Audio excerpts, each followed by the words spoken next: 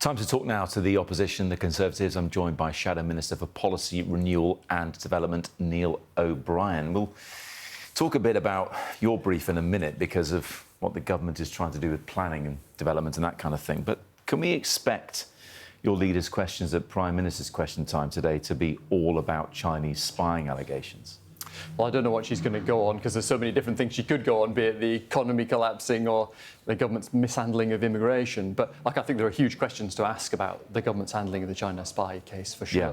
Because what we've seen is the CPS extraordinarily publicly saying that the reason the case collapsed is because the government wouldn't give them what they wanted and they wouldn't describe China as a threat. Well, necessarily couldn't give them what they wanted. That's not, it's not they wouldn't, they necessarily couldn't. Yeah, no. They made a decision not to, right? Because the previous government and all the agencies had described China as a threat. It was perfectly open to them, and everyone is clear that it's perfectly open to them to describe China as a threat. And you're still sanctioned by China yourself, aren't you? Yeah, I'm sanctioned by China. I suspect I was one of the MPs who was spied upon. And in the absence of this trial, this vital trial, none of us will get the truth about what happened and whether our families were spied on, for example.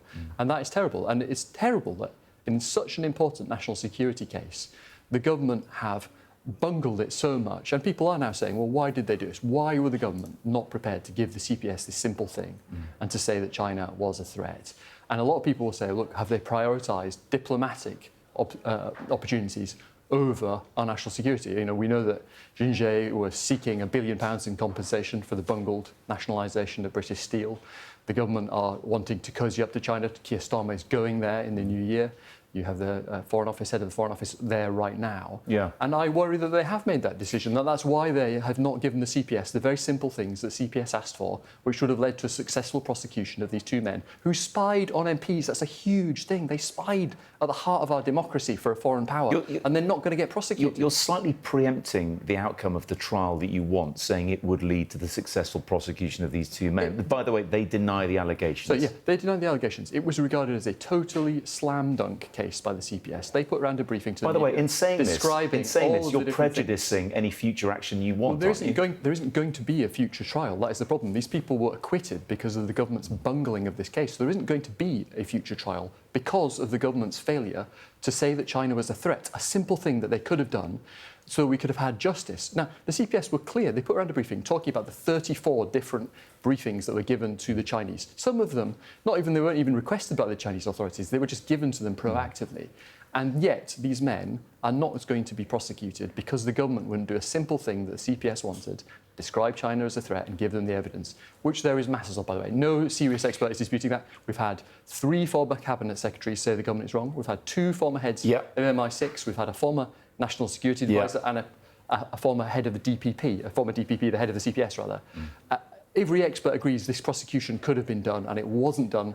And the government now trying to say, oh, he's just one man, we had no idea what he was doing. Well, if you believe that, you believe that. There is another former DPP who happens to be Prime Minister. Yeah. So, And what is the point of having a former DPP as our Prime Minister if you cannot prosecute people? Well, he's pretty expert in these matters, though, isn't he? He's expert at throwing up straw men and completely bogus arguments about why these people couldn't be prosecuted. Not a single serious expert takes any of these arguments seriously, and they are all saying, why didn't the government do this simple thing and get these people prosecuted? What, in your opinion, should be the UK's relationship with China now? I think we have to have a cautious approach, not a hawkish approach. We shouldn't seek conflict with China. It's a superpower. They're very, very strong. But we have to be very cautious. We know all the time they are engaged in intellectual property theft. They are constantly trying to win the future economically. We need to be careful, and some of the things that we did in government were towards this, about not giving them access to sensitive information. You'll remember that we ripped Huawei technology out of our 5G networks. We also set up a unit that looked at attempts by China to acquire early-stage tech companies in the UK. But the Cameron government was pretty cosy towards them as well, wasn't it? So there were two totally different phases. At the start of Xi's time as premier in China, you could still argue and you could still hope, perhaps, that he would continue the 20 years we'd had before that of China modernising and becoming more westernised. But it became apparent, I think it became apparent around 2018, when he declared himself president for life and started to put party cadres into every major company in China, that he wasn't modernising and coming our way, and his rhetoric towards and his preparations towards the invasion of Taiwan. All of these things should give us great alarm, and that's why the government's strategy did change. So at the end of the last Conservative government, We had a very different strategy, which is much more cautious and doing things which the Chinese really didn't like taking Huawei out of our 5G networks, which they went crazy about because we were much more clear-eyed about where China is really going now. And it isn't, unfortunately, in the same direction they had been for 20 years. The problem the UK government is facing, successive UK governments, if we're honest, is struggling to grow an economy, knowing full well that they are one of the biggest economies in the world and we need to have some sort of a relationship with them. I mean, back to the here and now, the economy is growing, perhaps not as much as we thought it would be last year. Things have been revised up. Labour would point to that as being a success. But post-Brexit, and Labour have been pointing to that as a challenge, we need to be having these relationships as a country unilaterally with others, don't we? Well, look, things are up. Inflation is up. We're going to have the highest inflation in the G7. Yeah. Unemployment is up. You've got 1.2 million more people not working because they're either unemployed or long-term sick. These are terrible figures. And Rachel Reeves is now going around blaming all the things that happened in the past. She's blaming Brexit, 2016, austerity.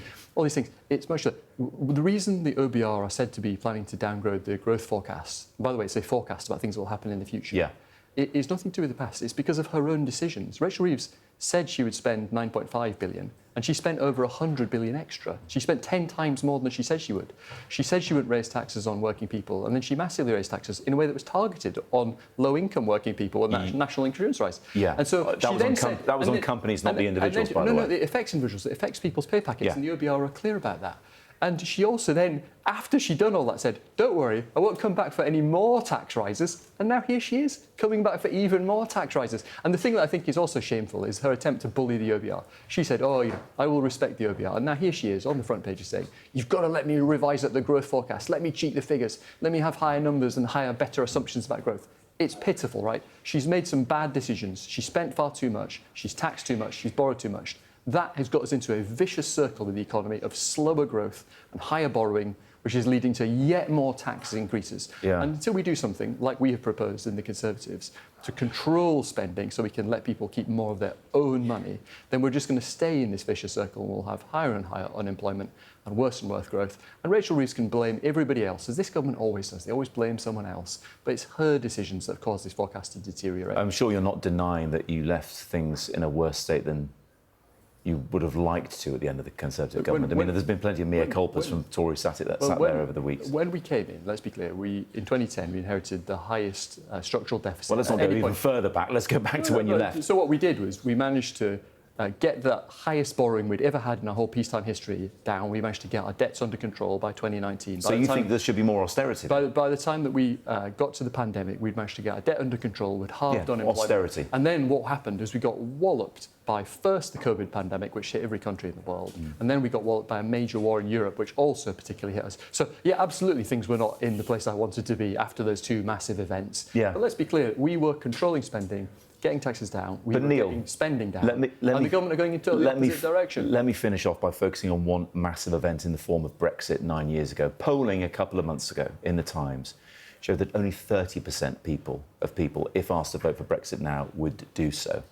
Was that the biggest problem, the biggest act of self-harm that we're now still paying the price for? As a Brexit voter, do you think it was a mistake? Yeah. Look, so people will debate Brexit endlessly. I continue to think it was the right thing to do. But it's pitiful for Rachel Reeves as we head into 2026 to be saying, because of things a decade ago, that's the problem. No, the problem is because of things that she's doing. Well, it was such a massive impact, that's why. It's time for her to accept some responsibility, right? She's made some choices. She's spent 10 times more than she said she would. She's raised taxes on working people. She's borrowed unprecedented amounts. And the result of that is the stagnating economy with the highest inflation in the G7 and unemployment rising, right? It's time for her to finally accept some growth. So they were pointed. Second highest growth in the G7. It was the highest in the G7, so that's also gone down as well. So look, it's time for her to accept some responsibility for the consequences of her own actions, rather than trying to blame everybody else, as these guys always do. Right, this is the mess of their making. Neil O'Brien, appreciate your time. Thank you. Thank you.